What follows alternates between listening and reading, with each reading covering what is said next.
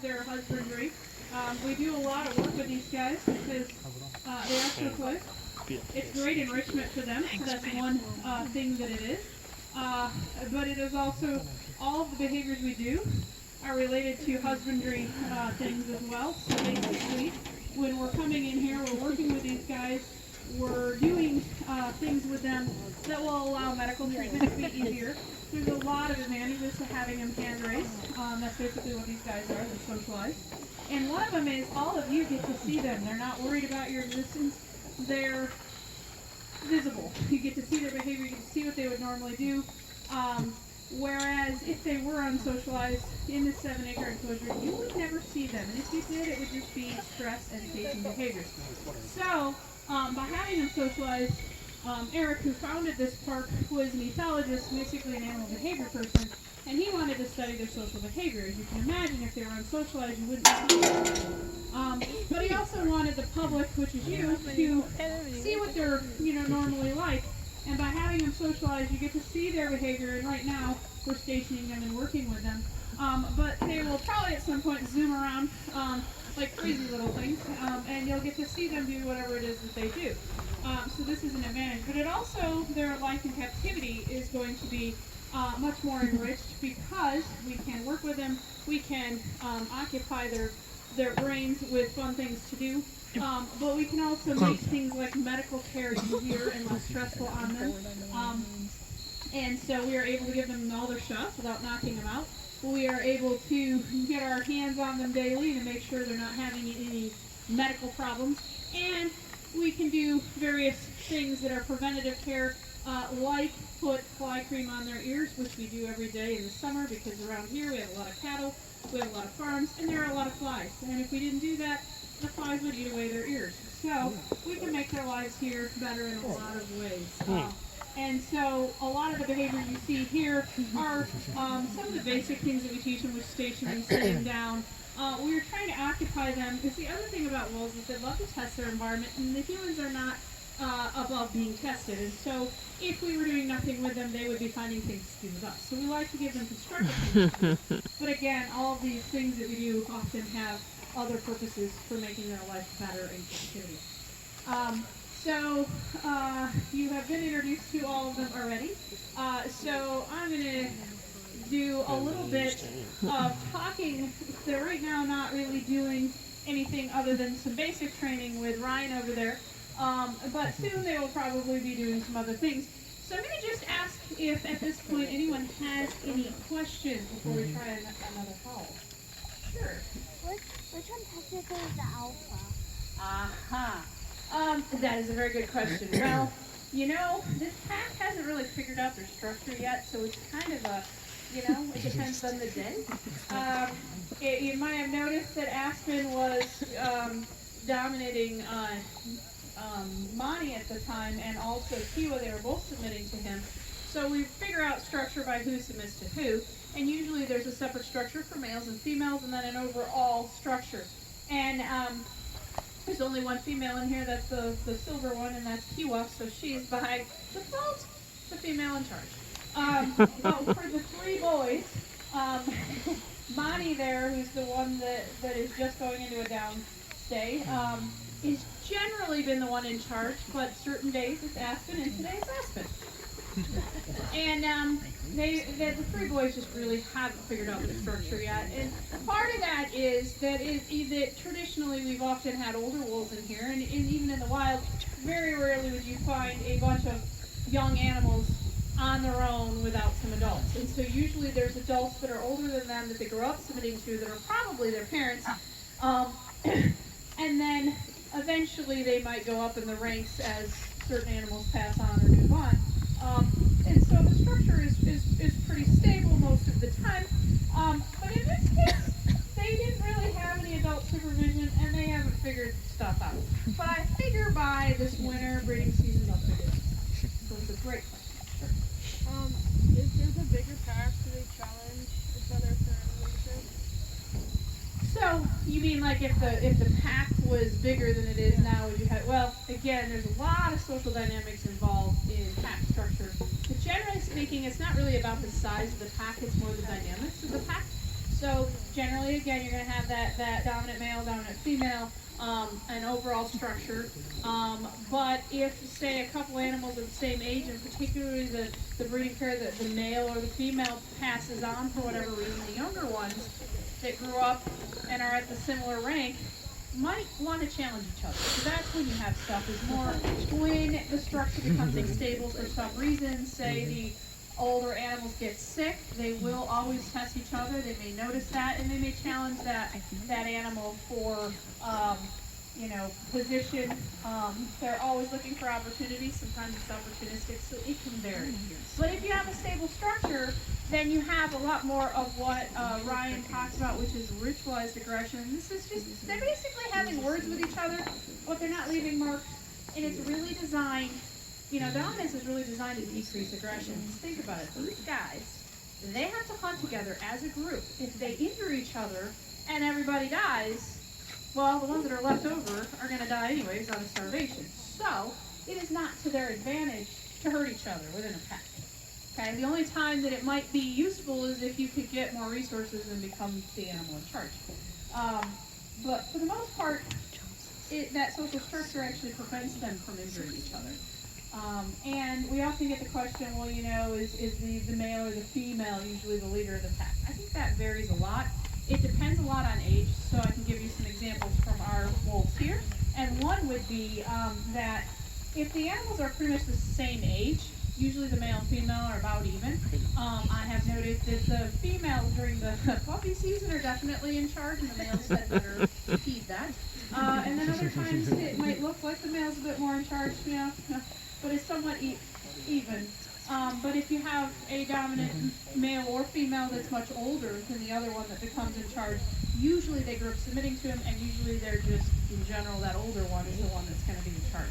And we saw that when Chinook died, Altair, his mate, was many years older than the new male that came in charge, and that male was not on an even keel with her. She was the overall leader of that pack, and there was absolutely no question for that. So again, it really can vary. Now, let's try a howl and see how these guys behave. So watch their behavior and see if it changes. But we'll also hope that somebody decides to respond. So on the count of 3, we're going to try a howl. 1, 2, 3.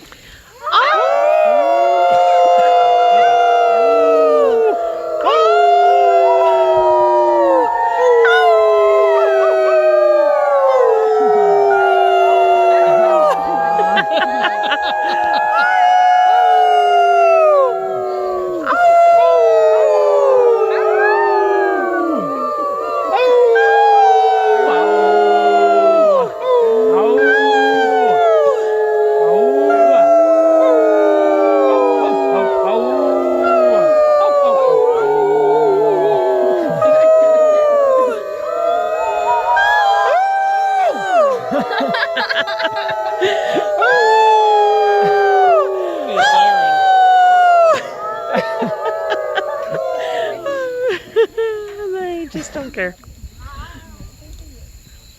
Well, nobody howled, as you can see.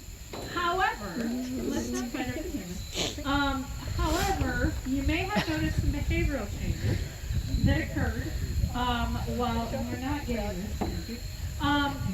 That occurred while howling was happening by the humans, and that was they were all up there stationing, and they ran over first to Monty because he is kneeling, so he's more at their level. Some of them came over to me. Some of them. I asked it. I'm not giving you a treat. Come over this way. Go over to Ryan. Yeah, from the other pack. Hello. Wait. What?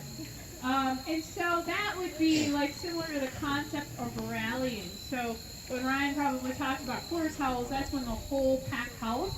But a lot of time howling, even if they don't howl, they will start interacting with each other because howling does tend to cause the pack to interact.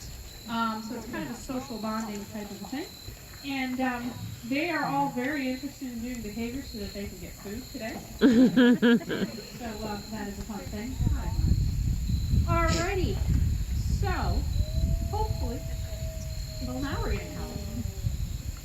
A little late, but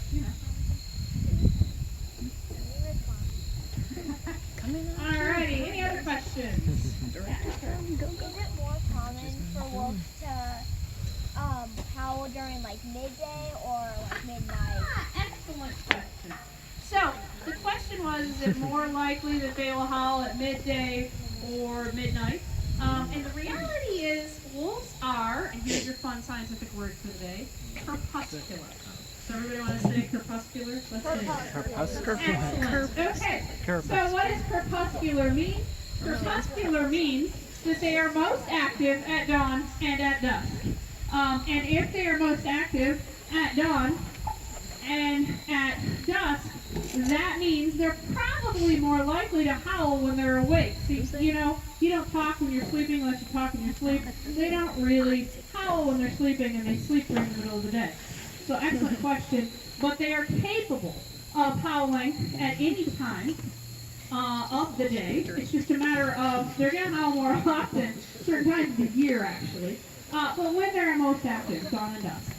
But again, they can howl at any time. But we often also get the question, well, do they howl more at the full moon? You guys heard that one? Yeah. Well, the reality of that is they howl when there's a full moon, when there's a quarter moon, what are all the names of the moon? The new moon, whatever it is. Waxing gibbous moon. There you go. So they howl when they feel like it. But, you know, humans tend to be, especially before we had lights and things, more likely to be out, and we even are now, and there's a full moon because you can see better.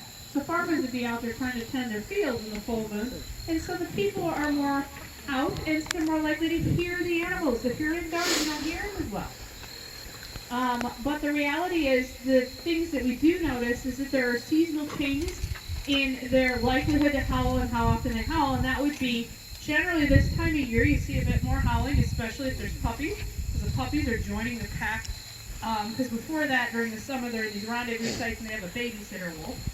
But when they join the pack to hunt, they're trying to figure things out, and they're still practicing their howls, and so there's a lot of howling going on. And then also as you hit breeding season, which is, you know, leading up to that is in December, but also in January and February, there's a lot of howling because you got the Lonely Hearts column of, hey, is anybody out there? Can I get a mate?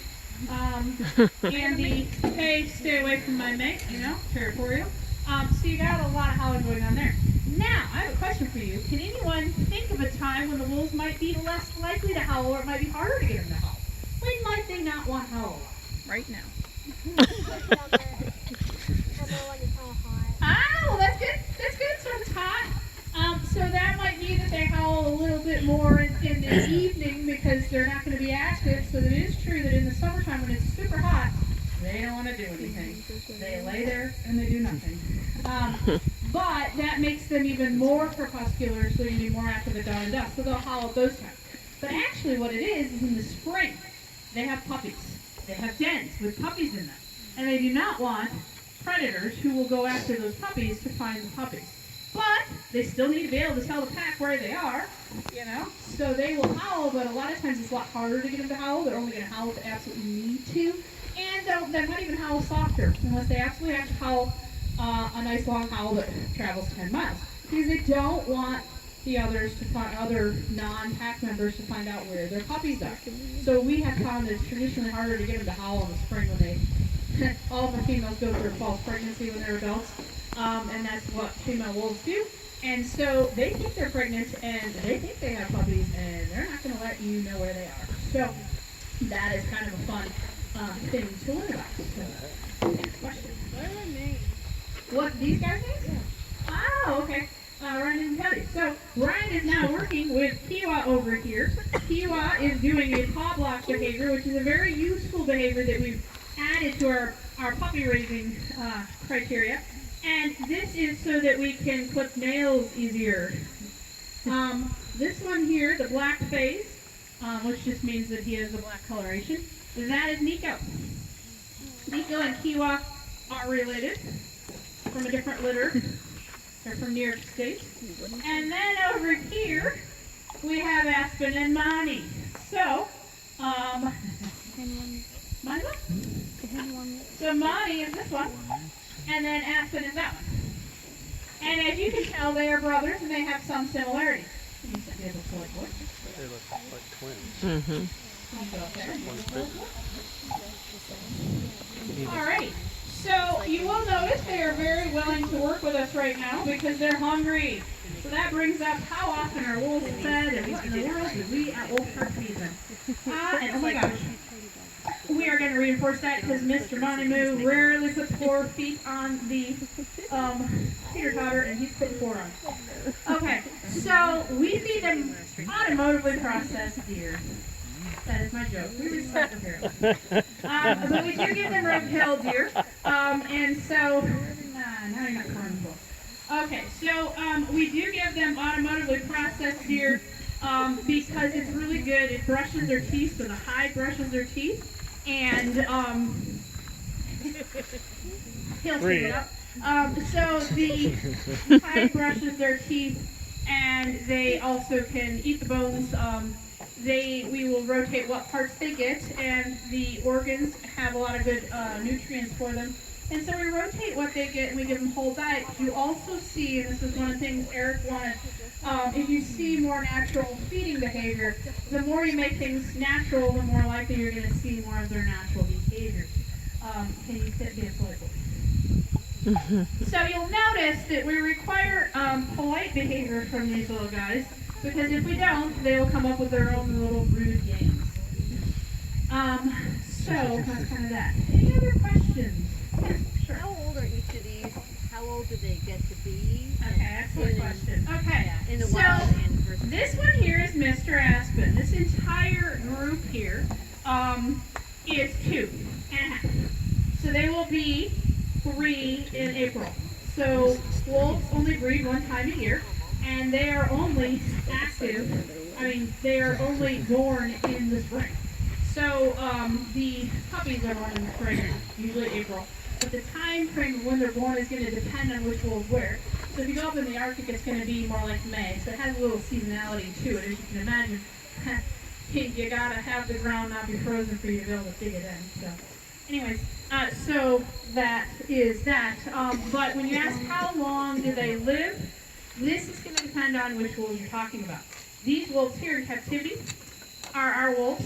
They have an excellent medical plan, probably better than some humans. They get all of their shots. They have a team of humans that wait on them, essentially. And we're able to do elder care because they're so well socialized here. We can do a lot more for them than a lot of facilities where they don't go in with their animals. Because a lot of those people have to knock the animal out for anything they do, even standard medical care. We only have to knock them out if it's something like, hey, we got to do surgery, right? We can do a lot of things without knocking them out. So knocking them out actually has a risk to it. And if you're not in here all the time, you're not going to catch the lumps, you're not going to catch the problems until they're too late. Because wolves, one of the things wolves do is they hide their illness.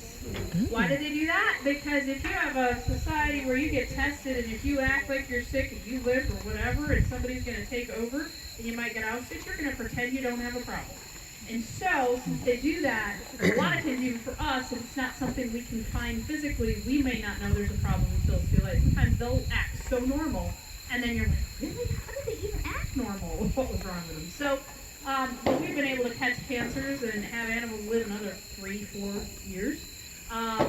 Recently, Ranky, if any of you have been here before would know Ranky, he ended up with bone cancer, but we were able to catch it fast enough. We were able to remove a limb. He was able to recover. And if it was a dog, they said he had 8 months. But it kind of was a wolf, so they didn't know. He made it 18 months. That was really pretty cool. So to do 14. But our average varies a bit. But about 14, 16. Our oldest wolf that ever lived at Wolf Park was 19 and a half. Wow. But he needed a lot of elder care. That's going in 3 times a day. So as you can imagine, a lot of care. A lot of other places where they're not socialized or whatever, it might be more 10 to 12. Wolves are capable of living into their teens. Now, let's take, well, what happens in the wild? Well, that again is which wolves where. Because generally speaking, it's much lower. 4 to 6 if you're inside Yellowstone is about your average. And that's a new average. They used to say 3 to 5. Now they're saying 4 to 6 because they're finding they live longer. However, that's inside Yellowstone Park where they are not hunted, where they are protected. But still a pretty low average because remember, when you talk about an average, the interesting thing about that is you got to take into consideration that the majority of wolves aren't even making it to a year of life. Why? Half to more than half of your puppies die because competition, limited resources, etc. And then their first year of life, they have no idea what they're doing. They don't know how to hunt, and guess what? They get injured. Things happen. And on top of that, disease. Parvo, distemper. Most of them don't make it to a year, so that average is lower anyways. But then in general, they have a hard life, so they don't live that long. And when you're going 35 miles potentially, oh, that is a very good point, in a year, or I mean in a day, and you're doing that constantly, when you get to be old and a bit arthritic as a wolf, you're not going to be able to keep up. And you're also hunting, even if you've got skill, going to slow down and probably get kicked and injured. So, they can live, and they have found certain wolves to live to be, I think the record was like 13. But, you know, they're living to be 6, 7, 8, but it's not all that common. Their average is about 4 to 6. Now, if they're somewhere where they're being hunted, that average goes way down, more like 3. So, you know, just outside Yellowstone Park, boom, you can get shot. So, again, it's a hard life. They don't live that long in the wild, but their ability to live where we pamper them is much more. So, you are a champ. Okay, so does anybody else have any good questions for us? Sure, Kat. If there's only one female in the pack, what happens between two males? Breeding season.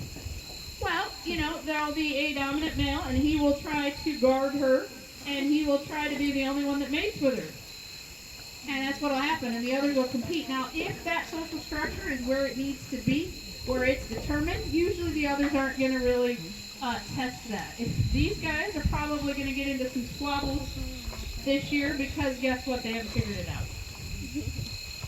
But that's one of the reasons, one of the advantages with the hierarchy. If you're a higher ranking animal, you are more likely to get a mating opportunity. Doesn't mean they don't use other strategies though. Like being a sneaky male. That does happen. Okay, so let's try howling one more time. You guys want to try? I don't know if the wolves are going to respond. We'll see. You know. Alright, I'm going to turn this off here for a sec to see if we can't howl. 1, 2, 3.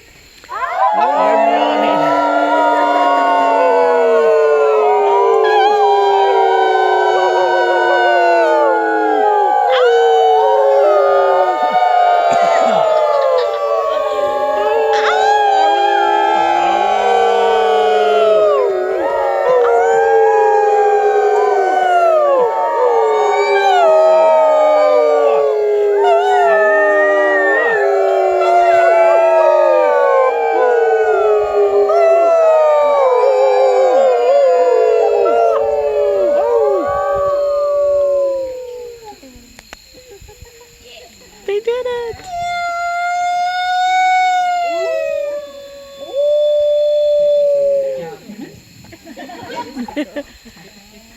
Oh, there is that really quick. That was clicking the cameras, not you guys.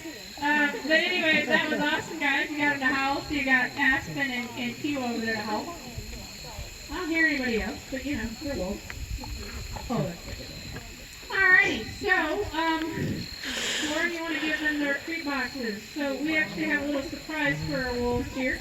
They've been pretty good children, so they're going to get a treat. He's like, I don't want He it. goes, yeah. Give it here. Nico's a little excited there. Does anyone else have any other questions here while we get these treat boxes? Yeah.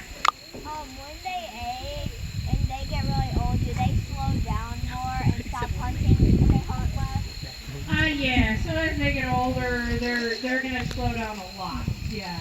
They're gonna get that arthritis thing that older humans sometimes have as well, and they slow down, and eventually they can't really survive in the wild. And the wolves know what's coming. Whee! It's fun time now. So this is just another illustration of some of the great things that we can do for our wolves. These guys are getting enrichment boxes. And notice who got Nico got the first box. He always gets the first box. He's probably going to get another box. He is a bit of a box resource garter there. Oh, dang it. no, we lost a couple boxes, but we'll get them back, and hopefully Nico doesn't get bored of them. Looks like Aspen stole the box while Nico was interested in the other box, so this does happen. So anyways, yeah, so that's kind of how that works. We do a lot of different types of enrichment. Sometimes it's behavioral, i.e. with training. Sometimes we move them around. Our wolves are leash trained, so we do that. Oh, there goes. Looks like somebody else stole another one, and that was Aspen that time.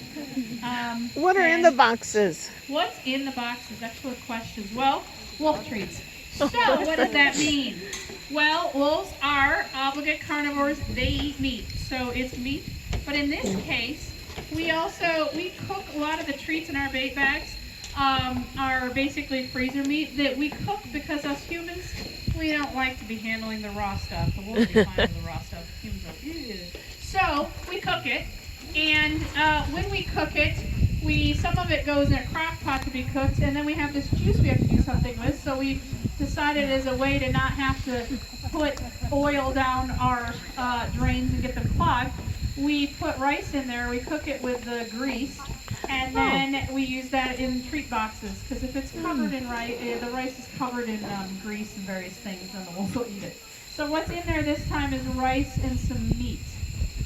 But what you'll notice is they all seem to really enjoy ripping those boxes apart.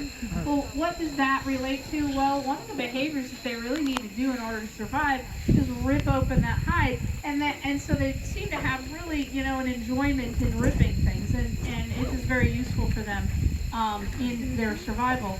But boxes are great because guess what? We can get them for free. They aren't going to hurt the wolves, and they don't ingest the boxes. They just love destroying things. But it's something that they can safely destroy, and it's, recycling. So, anyways, I think we're probably at the end of our program. Yep. So, I want to thank you all for coming, and I'm going to run the credits, and then if anyone has any questions, definitely feel free to come up and talk to Ryan or myself or Monty, and we'd love to answer more questions. But again, Wolf Park is nonprofit, so we thank you for coming. Your admissions help us keep going, but I also want to point out that we have a website, and we have a lot of events. They're usually on Saturdays.